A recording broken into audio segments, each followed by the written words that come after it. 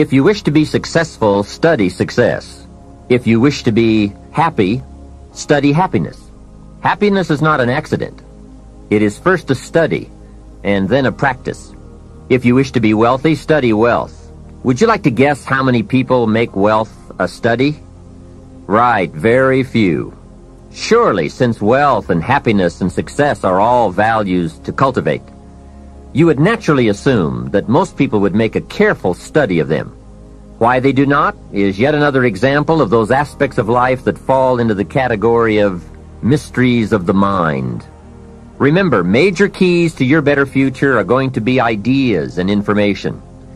If we have any lack, it is not because we lack money or opportunity or resources. It is because we lack ideas that have taken form from information. Many years ago, I learned that some of the best advice ever given comes from the Bible. There's a phrase in that amazing book that says, "If you search, you will find." So that is the way to discover ideas and life-changing information. Search. In order to find, you must search.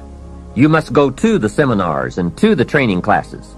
You must listen to the cassette programs that can give you breakthrough ideas.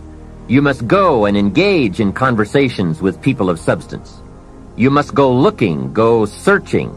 Rarely does a good idea interrupt you.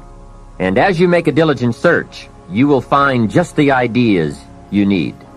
Now, here is the next key word in the process of seeking information that can change your life, and that word is capture. When you find a good idea, capture it. Don't trust your memory. Capture everything. Write it down. Record it. This is one of the reasons why we have put this program on cassette tapes, to capture the ideas. As a serious student of wealth and happiness, I would encourage you to make use of a journal as a gathering place for all the ideas that come your way. I consider personal journals to be one of the 3 treasures a wise person will leave behind. Here are those 3 treasures. One is your photographs. Take a lot of pictures. Being able to capture the event in a fraction of a second is a phenomenon of the 20th century. And how easy it is to take phenomena for granted. I've gone to Taiwan to lecture 3 times in the last 3 years. On my last trip, there were about 1,000 people in attendance for a weekend seminar. Now, if there were 1,000 people in the room, guess how many cameras were also in the room? Right, 1,000. Everyone brings a camera to capture all the events and the people, new friends, new experiences. I spend a big part of my time having my picture taken with everyone. Have you ever looked at the pictures a couple of generations back? Unfortunately, there are only a handful. But wouldn't it be great if there were hundreds of pictures to tell the whole story? So make sure you leave behind your whole story in your treasure of pictures. The next treasure to leave behind is your library. All the books you have chosen. Books well read, well underlined, with notes and observations and reflections you have written in the margins. The books that have helped shape your philosophy and the values of your life. That is a treasure, your library. And your listening library, too. All these terrific cassettes. They are a treasure. The third treasure to leave behind is perhaps the most important. And that is your journals, containing all the ideas you have captured in your lifetime. Business ideas, social ideas, culture ideas, investment ideas, lifestyle ideas. Can you imagine the value these journals would have? They will certainly be more valuable to leave behind to your children than your couch. So, get serious about your search for information and ideas, and about leaving that information behind for future generations. Here is the next key word for expanding your life for the better. That word is review. Go back over all your life experiences. Learn a skill called reflection, pondering life's events with the intent of learning. That is so important. I call it running the tapes again. The events of your life are some of the best sources of information. Don't merely go through your days, get from your days. Be aware of what's going on around you so that you will drive the grooves in the record of that day deep into your consciousness. Here are some good times to reflect. First, at the end of the day, take a few minutes and go back over your day. Where you went and what you did and what you said, what worked and what didn't. What do you want to do again? What do you want to correct? The colors, the sights, the sounds, the conversations, the experiences. You see, experience can become commodity currency, coin, an incredible source of value, but only if you take time to reflect on the experience and turn it into something of value. As we mentioned in our first fundamental, it's not what happens that makes the difference in how your life works out, but rather what you do about what happens. And part of doing something about what happens is this process of reflection, studying an event in order to glean valuable information from it.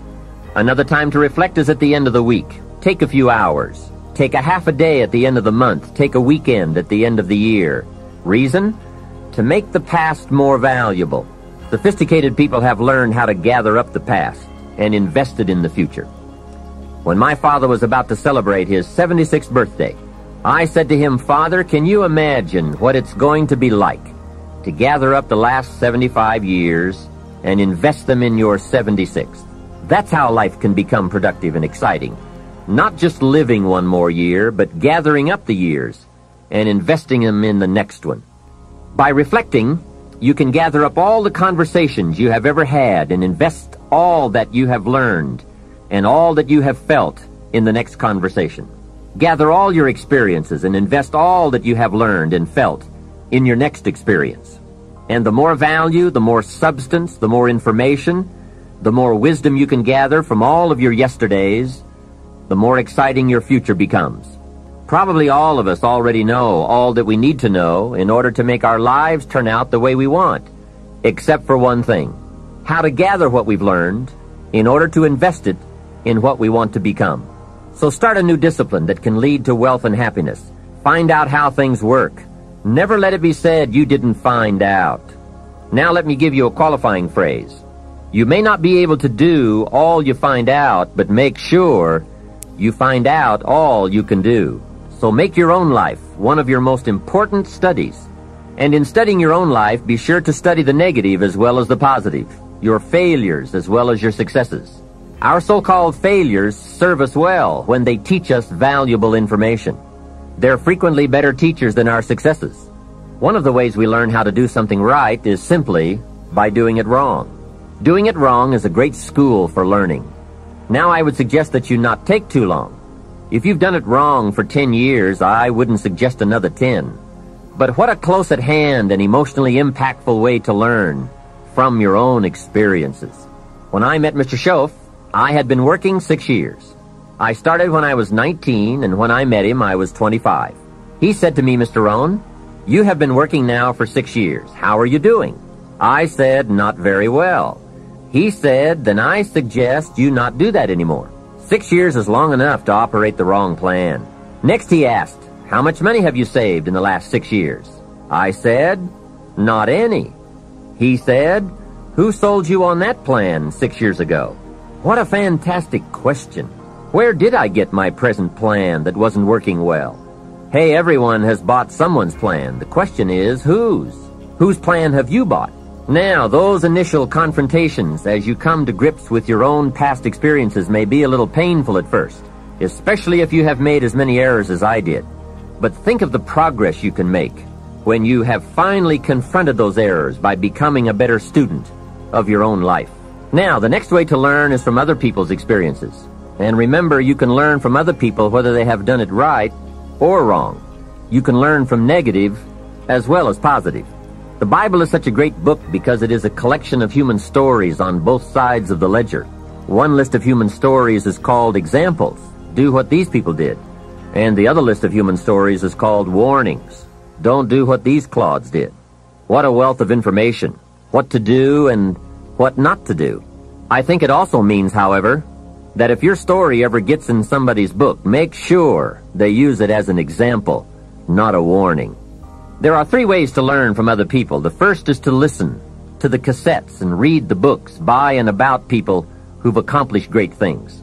All the successful people I know and work with around the world are good readers. They just read. They are so curious that they are driven to read because they just have to know. It is one of the things they all have in common. Here's a good phrase: all leaders are readers. And they use cassette programs too, especially while they're in the car or during other times when they can't read. Cassettes can help all of us easily pick up new ideas and new skills. Did you know there are cassettes and books on how to be stronger, more decisive, a better speaker, a more effective leader, have a better effect on other people, become more loving, develop personality, get rich, develop influence, become sophisticated, and people don't use them? How would you explain that?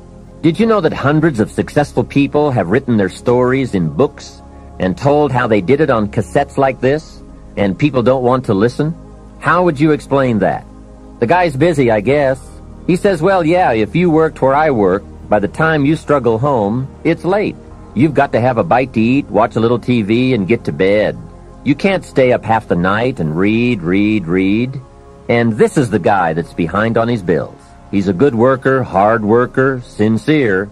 But remember, you can be sincere and work hard all your life and wind up broke, confused, and embarrassed. You've got to be better than a good worker. You've got to be a good reader, a good listener. At least he could hear a good cassette on the way home, right? Now, you don't have to read or listen to educational cassettes half the night. Although if you're broke, it's a good place to start.